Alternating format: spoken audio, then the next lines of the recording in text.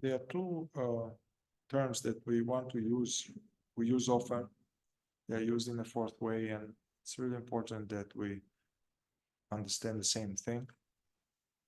So this idea of self-observation, it's a particular term in the fourth way, which means to be aware of some aspect of our phenomenal experience.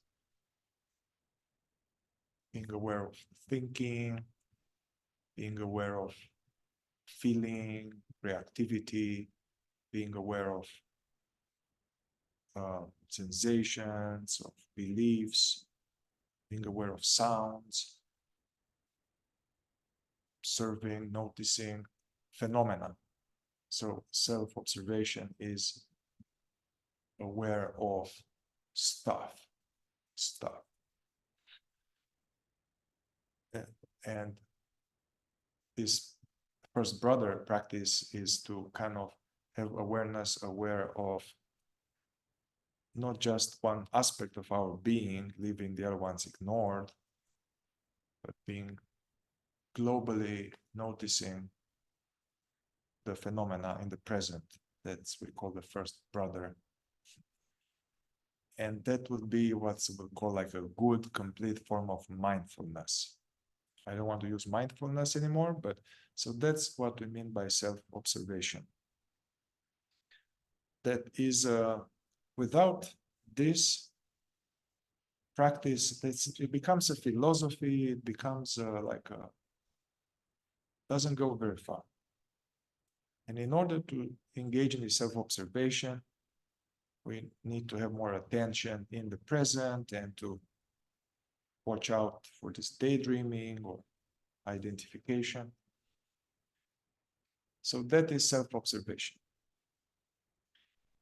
And then there's the other term called self-remembering, which we use a lot in the fourth way, self-remembering, which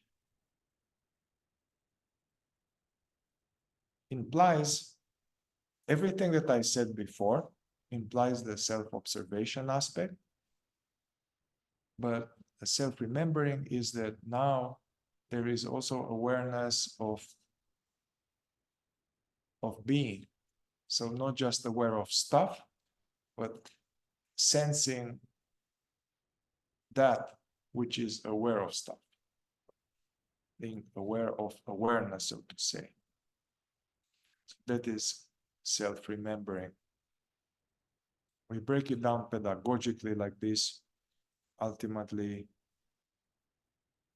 they are the same thing.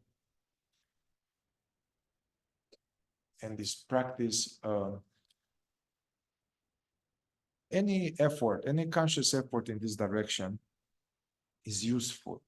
And this conscious effort, depending where we are at, can deepen and change, and initially can be very clunky and with seemingly a lot of effort, and later it can be more effortless.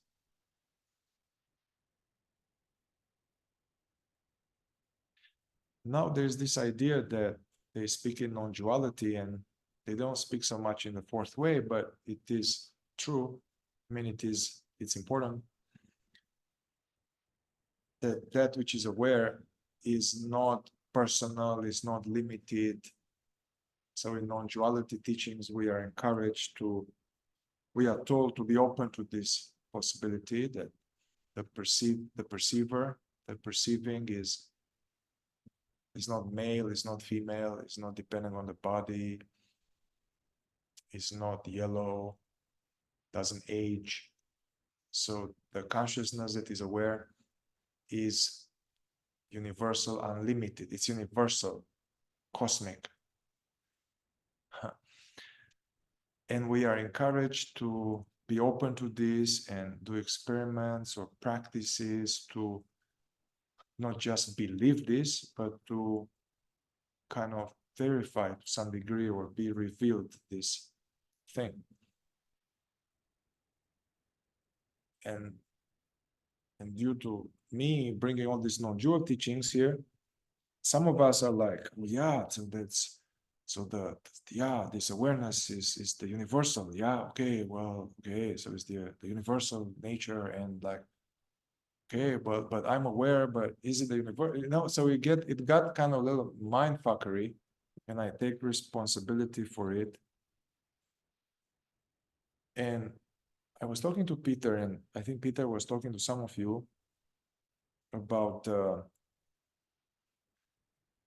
the need to keep it kind of simple and human and diminish the mind fuckery. And I wanted to give it to you to share more about this. Yes, it was a result of a couple of conversations I had and with some of you. And what I was recommending was to, instead of thinking of it so highfalutely as the universe and universal awareness and I am God when I remember myself and all of this, know that even though that exists and that is true, and awareness can unfold, you could say, into those dimensions, that for the beginning, it's very fine, acceptable to simply think of looking at an object and being aware of an object. I can see the door across the room. And then to realize now I'm seeing the door. That's really the first brother. And I know I'm seeing the door. And so much of the time we don't really know we're seeing the door. We know that we kind of, we don't actually see it. We don't know that we're looking. And now it changes. It starts to become more visible to us. So that's really the first brother.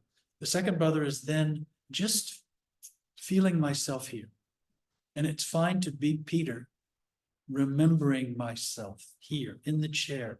It's not universal, it doesn't have to be universal awareness. So this is always the foundation. Just as most human beings are not doing these two things with a lot of awareness and a lot of controlled attention, to see an object and really notice it, and then notice that I'm noticing it from here. That's all. It doesn't have to be a, well, what's the body, what's the mind, what's aware? No, just to notice I'm here noticing it.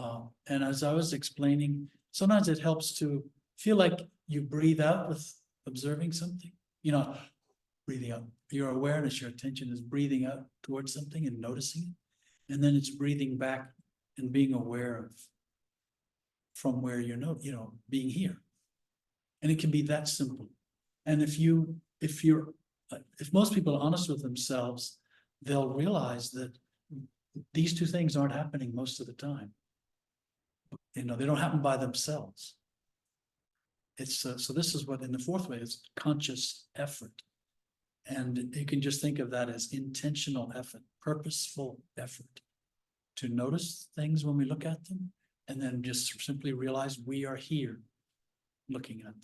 And then this feeling of being here is what deepens more what Mihai's saying, the sense of being, the silence of being starts to almost go deeper.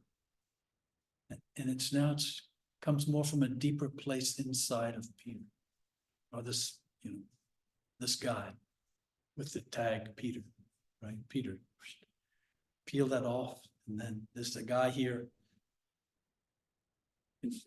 trying to actualize what we're talking about. But I think that's what we wanted to say is keep it simple, don't over exaggerate it, don't over spiritualize it. It can be very practical and very human, especially at the early stages, and this is always the foundation. And even if we are universal consciousness, if we have a big experience of being universal consciousness, feeling that and all, we will still be here. At least while we have the body, we'll be here as the human being, also having this experience. It's like our anchor, in a way.